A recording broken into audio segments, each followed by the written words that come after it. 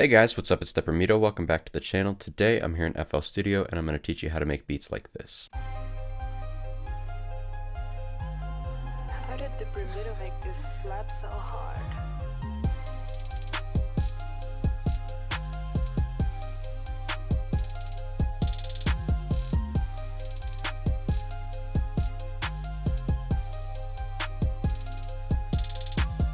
So as you saw from the title, I'm breaking down Chicago drill beats today, and I'm not talking about like the modern Chicago drill. I'm talking about like old school 2012, Young Chop, Chief Keef, those type of guys, that type of Chicago drill. So I'm sure you've heard of drill music before, whether it's UK drill, Chicago drill, Brooklyn drill, but Chicago drill was the original form of this type of music, and it's kind of where everything else got their ideas from. So it started around like 2009, 2010, but it really got popular in 2012 with Chief Keef songs mainly like 300, Love Sosa, and I Don't Like. And some of the main Chicago drill people that used to use these types of beats were like Chief Keef, Lil Reese, Lil Durk, people like them. But the person that really started this whole sound, and that's just really important to this, is Young Chop. He was really the original producer of this type of music, and he really just started everything. So usually these beats are going to be anywhere from like 120 to 140 BPM. I'm just right here at 135. Mainly we're going to be using a lot of really bright sounds. Pretty much all of these sounds are going to be synth sounds. You're not going to hear too many realistic sounds. So for your main melody, you're going to hear a lot of sounds like strings, bells, synth horns, and pads. These melodies are usually going to be pretty simple, kind of dark and aggressive, and overall you just want to make a hard melody. It's also important to take into account that this kind of evolved out of the bling era sound, so just kind of try to take that into account. It's usually going to be based off of these really simple rhythmic chord progressions like this. And for the most part, you're going to want to have these chords hitting on the beat. That's kind of a staple of Chicago drill, but obviously that's not necessary. We've got things on the off beats like these right here. But as you can see, most of these chords are hitting right on the downbeat. So this is what my main melody sounds like.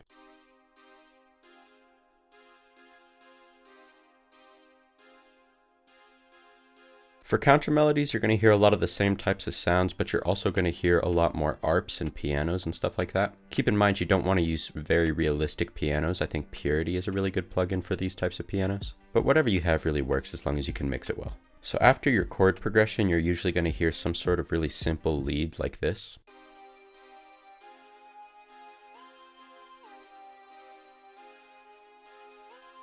Following that, I just used a pad to layer those main chords that I showed you. Sounds like this.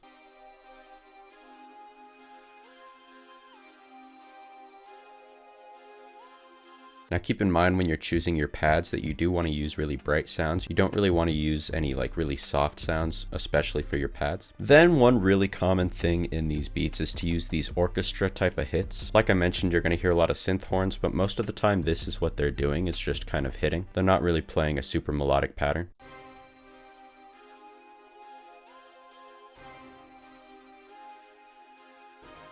With these orchestra hits, you want to treat them almost more like a percussive sound than a melodic sound. Then for the last part of this melody, I just used a piano. Like I mentioned, Purity is really good for these types of pianos. And this is a very simple pattern. It's pretty much just arpeggiating those main chords. And then I just added this little note up here at the very end. So altogether, this is what our melody sounds like.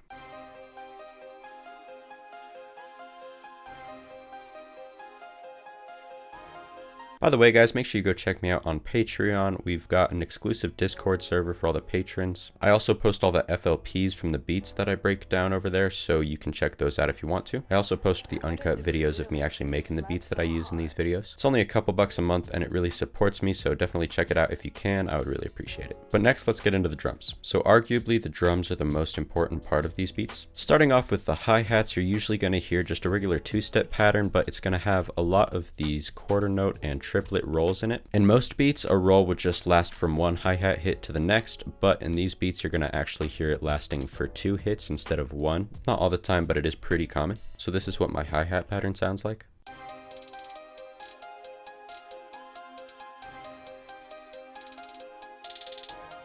For your snares, you're going to hear a lot of really hard and heavy trap snares, as well as claps. You're also going to hear a lot of layered snares. So I decided to use 2 snares instead of just 1 to give it more of a layered feel.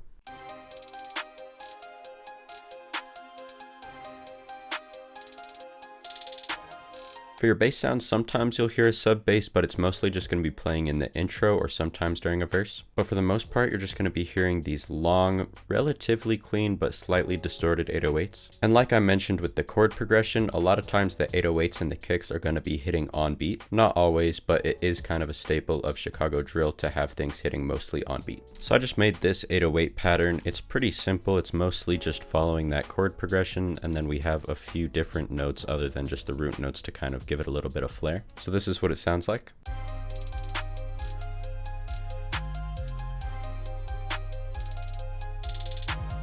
For the open hat patterns in these beats, it's usually going to be kind of busy. A lot of the time you'll hear like a couple different open hat sounds kind of playing back and forth. So this is my first open hat pattern.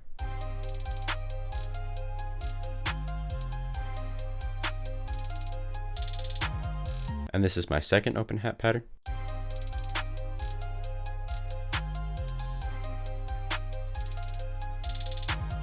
Then for your bounce snare, there's not too much to mention other than that you are definitely going to hear a lot of rolls. So this is what mine sounds like.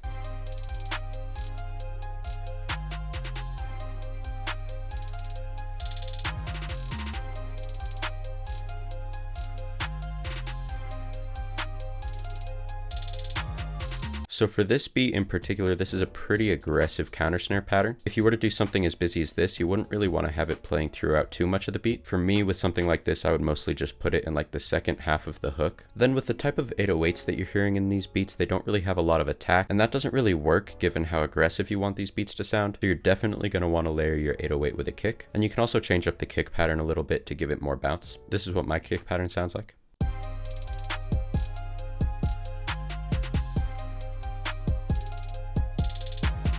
Now, if you've done all this and it's still not sounding exactly how you want, that's okay, because we have left out one very important thing. You gotta have a crash in these beats. This is what's really gonna just top it all off and really give it that Chicago drill sound. These patterns are pretty simple. For the most part, they're just gonna be layered on a few of the 808 notes. So this is what mine sounds like.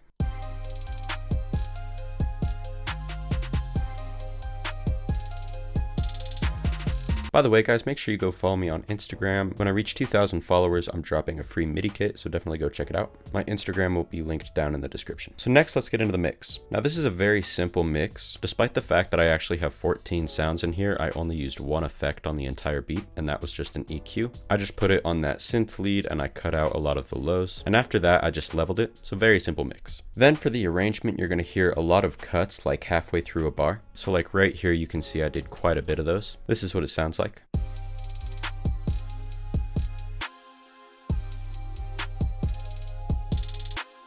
So right up on the screen, I'm going to put a playlist of all of my type beat tutorials. Make sure you drop a comment and let me know what artists or genres you want me to cover. But that's about it for this video. Thank you all for watching. I really appreciate it, and I'll talk to you all in the next one.